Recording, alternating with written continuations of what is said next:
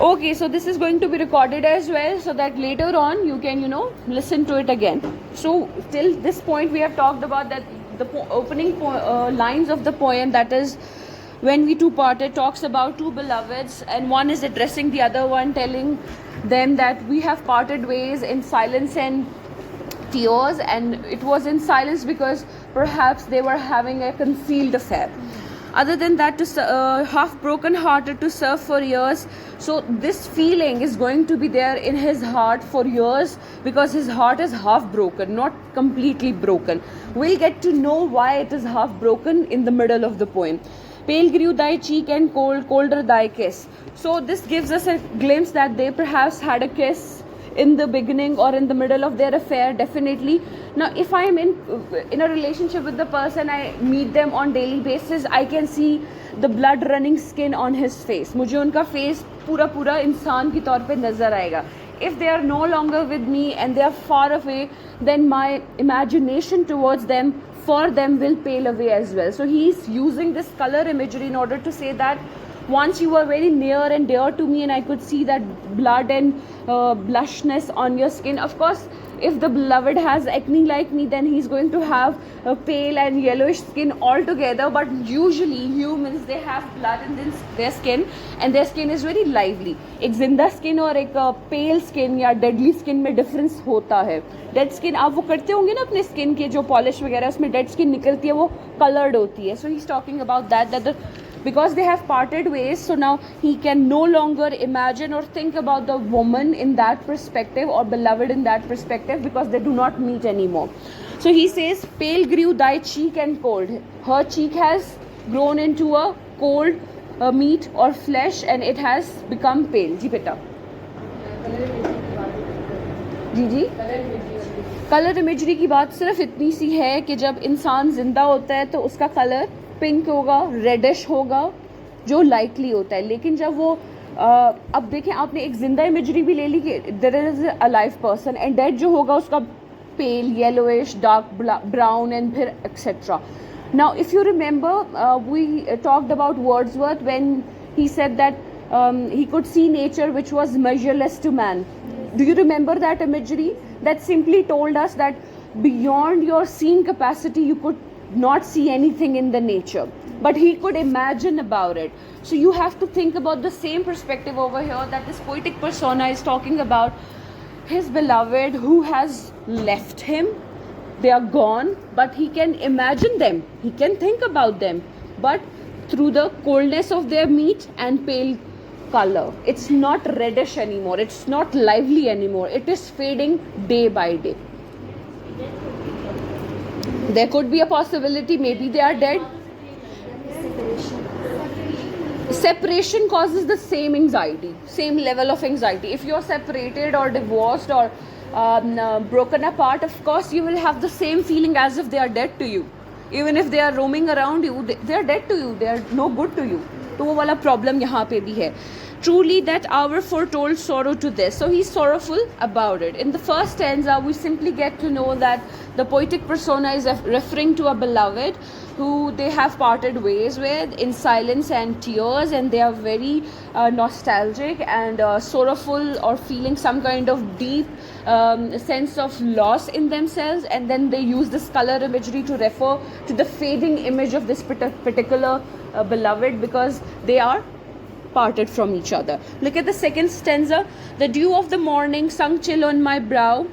It felt like the warning of what I feel now. So he's talking about the poetic persona is talking about now he's coming back to the real life. How dew, I hope you know what are dew drops, droplets, shabnam जिसे कहते हैं. तो he can feel it on his brow. When you're in love with somebody and you're very near and dear to them, you can definitely feel their warmth.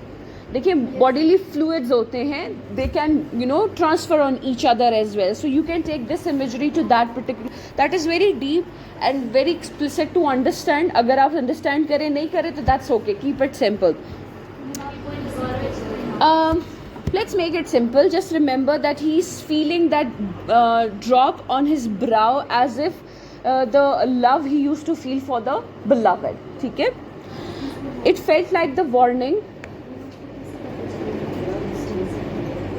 Sorry? sorrow to this के बाद space है बेटा, वहाँ print नहीं हुआ होगा, my mistake, print कर लें।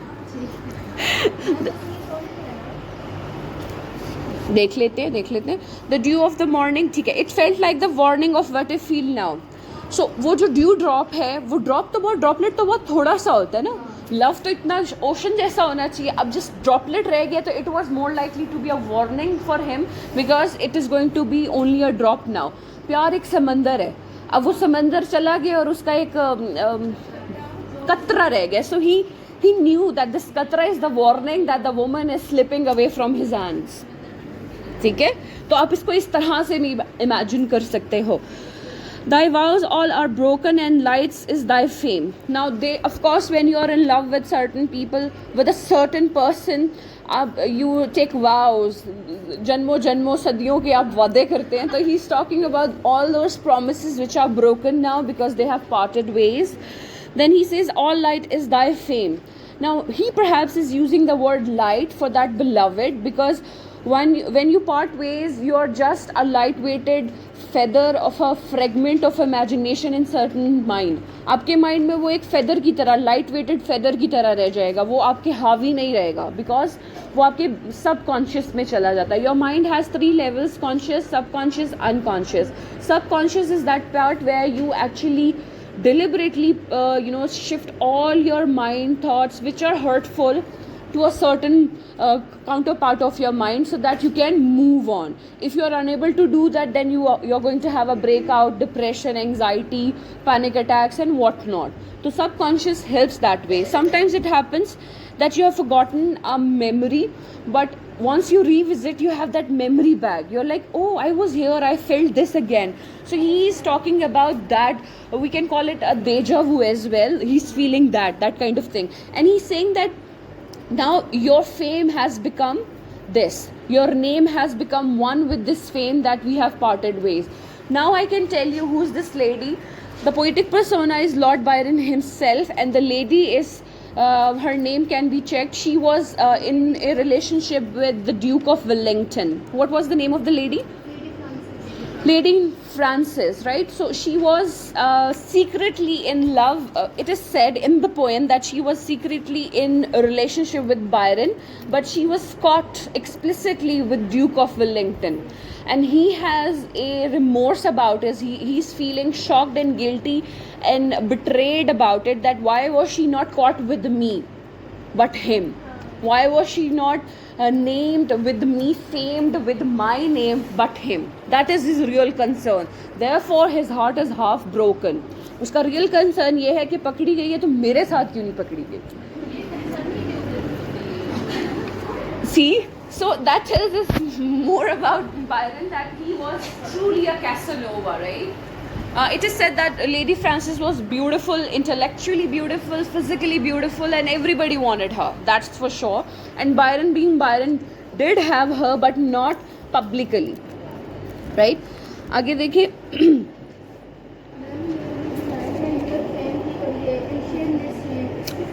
जा रहे, इसी पे जा रहे. I hear thy name spoken and share in its shame.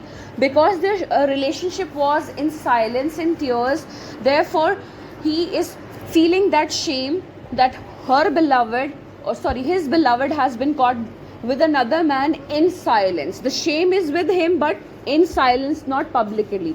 But the fame that has come to her name, the shame that has come to her name is public.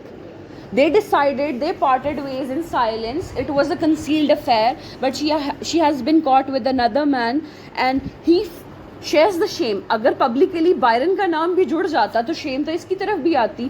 तो he is feeling the shame, he is feeling the guilt, but in solitary, because their relationship was never told to the public. It was never explicitly announced. And one more thing, Lady Frances was married. Another perspective could be that this shame has been brought up or brought on her husband as well. The fame that she has got due to being caught with another man, Duke of Wellington, the fame is there. With fame, there is certain type of shame, and she's sharing it with Duke, her husband, and herself. Byron feels the shame, but in silence and solitary. Yes, please. They name thee before me, a knell to mine ear, a shudder comes over me, why went thou so dear? They know not I knew thee, who knew thee too well. Now this is the reference that nobody knows, that I knew thee. I knew her and she knew me well. We shared these glimpses and interesting nights and days, but we have never actually celebrated in public, and nobody knows, so I am doing this in solitary. Long I shall rue thee, too deeply to tell. So he says that I am going to keep this secret for a long time with me, and I am going to be remorseful and sorrowful about it, and I am going to feel it to the core, but in silence and solitary. The last stanza is the crux of the entire discussion that we just had. In secret we met, in silence I grieve, that thy heart could forget, thy spirit deceive. If I should meet thee after long years, how should I greet thee with silence and tears?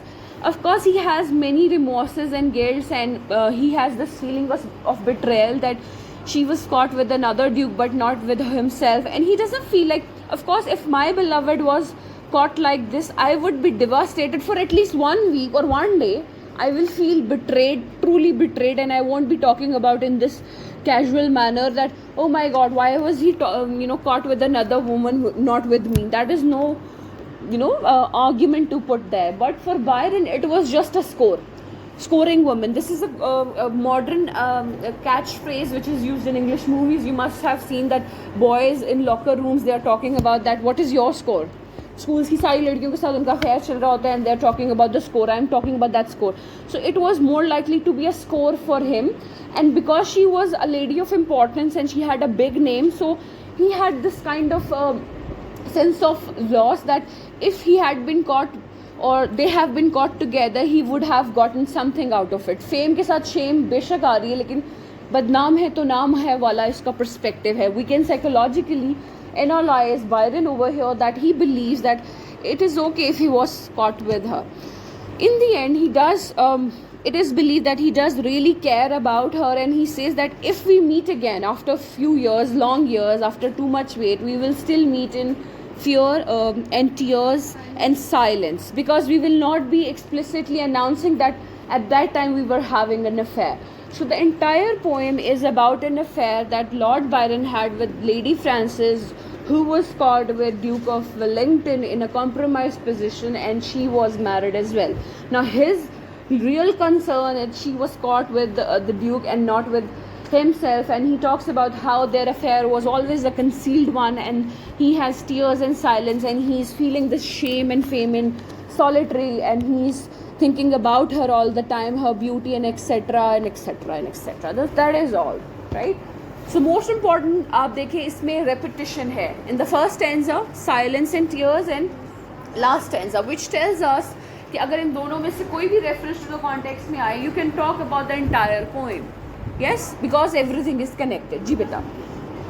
Reference में song वगैरह discuss अभी अभी plans की बात की, तो जो कहते हैं हम लोग ने प्लान्स हैं, तो इसमें वो बिली एलिश का एक सॉन्ग है, इसकी लाइन है वन ऑफ द प्लान्स, इस तरह के रेफरेंस. सॉन्ग का रेफरेंस मॉडर्न सॉन्ग है. I'll be okay with it. I'm not sure about the others. For my paper you can do it, but you have to give the name of the singer or something so I can check whether it is there. अब पता चले ना बीच में आपने 4 नए बंदे बनाओगे, कोई अपना गाना बना दिए, तो वो फिर नहीं, मैंने नहीं सुना हुआ, मेरे लिए एक्स्ट्रा काम हो जाएगा. नहीं, कीप इट सिंपल, रहने दें. आप इनकी ही पोएम, अगर आपने वो दूसरी पोएम पढ़ ली है, वहाँ से रेफरेंस दे दें, ठीक है. जैसे मैंने आपको मरियलेस टू मैन वर्ड्सवर्थ वाला एक इमेजरी देने की कोशिश की, उसकी बात कर लें, कुछ ऐसे कर लें तो वो बेहतर है. ठीक है, ठीक है. ये पोएम समझ आ गई आपको? It's very easy. Is it मुश्किल, difficult at all? Not at all, right. एक दफ़ा टेक्स्ट फिर से पढ़ें, और अगर आपके प्रिंट पे मैंने स्पेसेस नहीं दिए तो प्लीज़ स्पेसेस नोट कर लें. पहला स्पेस है सॉरो टू दिस,